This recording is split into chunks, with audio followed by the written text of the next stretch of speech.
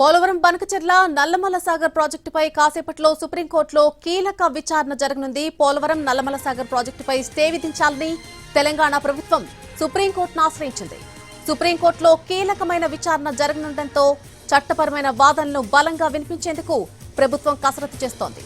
Telangana CM Revanth Reddy నిన్న ముంబై వెళ్లారు. అక్కడ సుప్రీంకోర్టు సీనియర్ న్యాయవాది అభిషేక్ మను సింఘ్వీతో ఉన్నత స్థాయి వ్యూహాత్మక సమావేశాన్ని నిర్వహించారు. సుప్రీంకోర్టులో వినిపించాల్సినటువంటి వాదనలు, రాష్ట్ర ప్రభుత్వం అభ్యంతరాలపై చర్చించారు. నీటిపారుదల మంత్రి ఉత్తమ్ కుమార్ రెడ్డితో కలిసి సాంకేతిక, చట్టబద్దమైన పరిపాలనా ఉల్లంఘనలపై లీగల్ టీంకు సీఎం రేవంత్ రెడ్డి వివరించారు. అన్ని ఆధారాలను కోర్టు ముందుంచాలని అధికారులకు సూచించారు. ఏపీ ప్రభుత్వం చేపట్టిన Polavaram Banakacherla link project, Polavaram Nallamala Sagar link project పేరుతో జరుగుతున్న నిర్మాణాలన్నీ చట్టవిరుద్ధమని, ఇవి రాష్ట్ర ప్రయోజనాలకు విఘాతం కలిగిస్తున్నాయని సుప్రీంకోర్టులో తెలంగాణ ప్రభుత్వం రిట్ పిటిషన్ దాఖలు చేసింది. ఈ పనులకు సంబంధించిన అనుమతులను వెంటనే నిలిపివేసేలా ఏపీతో పాటు కేంద్ర ప్రభుత్వ సంస్థలకు ఆదేశించాలని తెలంగాణ అభ్యర్థించింది. ఎలాంటి చట్టబద్దమైన అనుమతులు లేకుండానే ఏపీ ప్రభుత్వం ఏకంగా 200 టీఎంసీల గోదావరి నీటిని పోలవరం ప్రాజెక్టు ద్వారా మళ్లించడానికి సొరంగాలు, కాలువలు తవ్వుతోందని ఆ పిటిషన్లో పేర్కొంది. గోదావరి జల వివాదాల ట్రిబ్యునల్ అవార్డును అనుసరించి పోలవరం ప్రాజెక్టు ద్వారా కేవలం 80 టీఎంసీల నీటిని మాత్రమే కృష్ణా బేసిన్లో వినియోగించుకోవడానికి అనుమతించారని తెలంగాణ ప్రభుత్వం సుప్రీంకోర్టులో వేసినటువంటి పిటిషన్లో వివరించింది.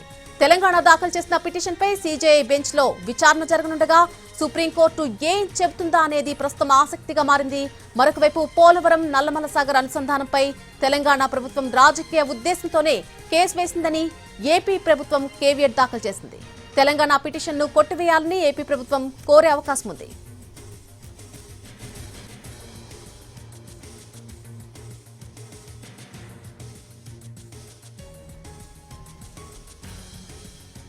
పోలవరం బనకచెర్ల నల్లమల సాగర్ ప్రాజెక్టుపై మరి కాసేపట్లోనే సుప్రీంకోర్టులో కీలక విచారణ ఈ రోజు జరగబోతోంది.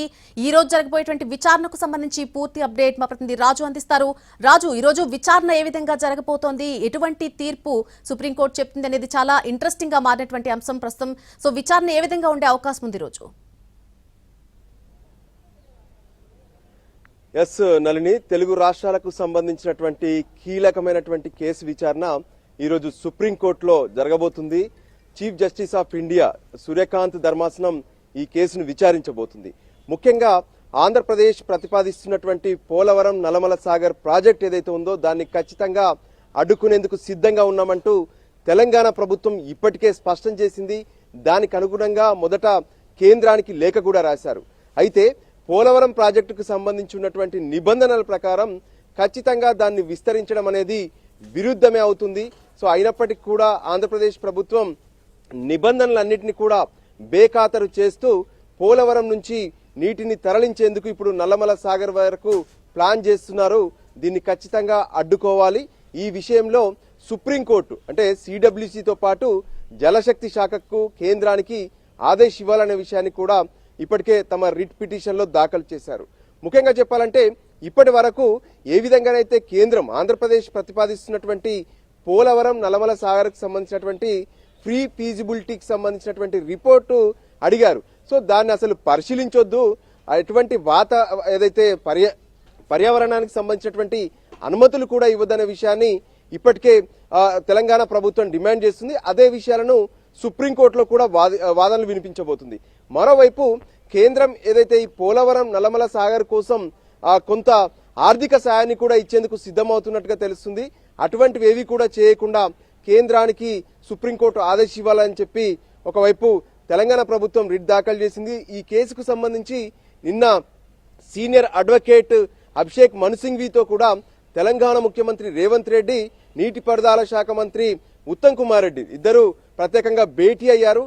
ఖచ్చితంగా ఇప్పటి వరకు ఉన్నటువంటి ఆధారాలు అంటే మొదట పోలవరం బనకచెర్ల పేరుతో ప్రాజెక్టు కోసం ప్రయత్నం చేశారు.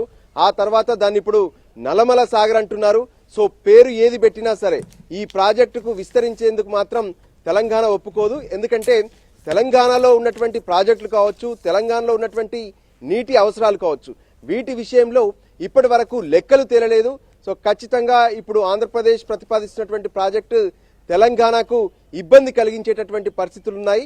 అందుకోసమే ఈ పోలవరం నల్లమల సాగర్ ప్రాజెక్టుకు ఎటువంటి అనుమతులు ఇవ్వద్దనే విషయాన్ని స్పష్టం చేస్తున్నారు. అంతేకాదు అనుమతులు లేకుండానే ఈ ప్రాజెక్టుకు సంబంధించినటువంటి ప్రాసెస్ తో ముందుకు వెళ్తున్నారు. అంతేకాదు ఒకవైపు అంటే ఆంధ్రప్రదేశ్ లో కేంద్రంలో ఉన్నటువంటి సర్కార్ మొత్తం కూడా ఎన్డీఏ సర్కార్. సో దానికి అనుకూలంగా వాళ్ళు త్వరితగతిన ప్రాజెక్టుకు అనుమతులు ఇచ్చే అవకాశం కూడా ఉంది. సో ఈ ఖచ్చితంగా ఇది రెండు రాష్ట్రాల మధ్య ఉన్నటువంటి ఒప్పందాలు కావచ్చు, కేంద్ర జలశక్తి శాఖ వద్ద ఉన్నటువంటి నిబంధనలకు ఇవన్నీ కూడా విరుద్ధంగా ఉంటాయి. పైగా గోదావరి నదికి సంబంధించినటువంటి ట్రిబ్యునల్ విషయంలో కూడా ఇది పూర్తిగా దుర్వినియోగం చేసినట్టు అవుతుంది. అందుకోసమే ఖచ్చితంగా ఈ ప్రాజెక్టుకు ఎటువంటి అనుమతులు ఇవ్వద్దు. ఇది ఆంధ్రప్రదేశ్ ప్రభుత్వంతో పాటు కేంద్ర ప్రభుత్వానికి కూడా సుప్రీంకోర్టు సరైనటువంటి ఆదేశాలు ఇవ్వాలని చెప్పి రిట్ పిటిషన్ లో దాఖలు చేశారు. అభిషేక్ సింఘ్వి దాంతో పాటు ముకుల్ రోహిత్ గిల్ కూడా ఈ కేసులో హాజరయ్యే అవకాశం కనిపిస్తుంది. మరోవైపు ఆంధ్రప్రదేశ్ ప్రభుత్వం కూడా ఇప్పటికే కేవియట్ దాఖలు చేసింది. తాము ఈ కొత్త ప్రాజెక్టు అంటే పోలవరం నుంచి ఏ విధంగానైతే రాయలసీమలో ఉన్నటువంటి జిల్లాలకు నీరు అందించేందుకు ప్రయత్నాలు చేస్తున్నారో వాటి కోసం కూడా ఎందుకు నిర్మిస్తున్నాం ఏంటి, అంతేకాదు తెలంగాణ ప్రభుత్వం వేసినటువంటి కేసును కొట్టివేయాలి, దాన్ని విచారణకు స్వీకరించొద్దని కూడా వాళ్ళు కేవియట్ వేశారు. మరికొద్ది సేపట్లో చీఫ్ జస్టిస్ ఆఫ్ ఇండియా ధర్మాసనం ముందు కేసు విచారణకు రాబోతుంది. నళిని.